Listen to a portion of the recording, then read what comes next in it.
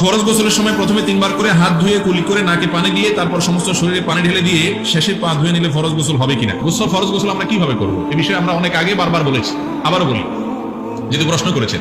ফরজ গোসলের জন্য প্রথম কাজ হলো শরীর বা কাপড়ে যদি কোনো জায়গায় নাপাক লেগে থাকে, বীর্য বা কোনো নাপাক লেগে থাকে, তাহলে আগে প্রথমে সেটা ধুয়ে ফেলবে।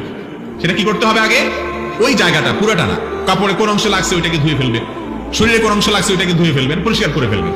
এটা হলো প্রথম কাজ। এরপরের কাজ হলো ওযু করতে যেভাবে 2 হাতের কবজি, কুলি, নাকে পানি, মুখ ধোয়া, হাত ধোয়া, মাথা মাসে করা যতটুকু আছে এর দূর পরিমাণ করবেন, শুধু পাও ধোয়াটা বাকি রাখবেন। আর কুলির সময় সাধারণ ওযুর কুলি চলবে না, কুলি করতে হবে গড়গড়া করে, ভালো করে, বুঝতে পারছেন? নাকে পানি দিবেন ভালো করে। এরপরে আপনার শরীরে আপনি পানি ঢালেন, মাথায় কাঁধে পানি ঢালেন, 3 বার কমপক্ষে ঢালেন এবং ভালো করে ডলেন। বের হওয়ার সময় পাউডার ধুয়ে বের হয়ে যান। ওযু প্লাস গোসল একসাথে হয়ে গেছে, প্যাকেজ। কথা কি বুঝাতে পারছি? অনেকে আছে গোসল শেষে আবার বিসমিল্লাহ পড়ে ওযু ধরে, আছে না নাই? এটা ভুল কাজ। হ্যাঁ, গোসল করতে করতে আপনার বায়ু বের হয়েছে, আবার ওযুটা ভেঙে গেছে, তাহলে ভিন্ন কথা। মাঝখানে গোসলের মাঝখানে যদি, তাহলে আবার নতুন করে ওযু করবেন। আর যদি এরকম কিছু না হয় তাহলে ওযুর সাথে গোসলের সাথে ওযু অটোমেটিক হয়ে গেছে।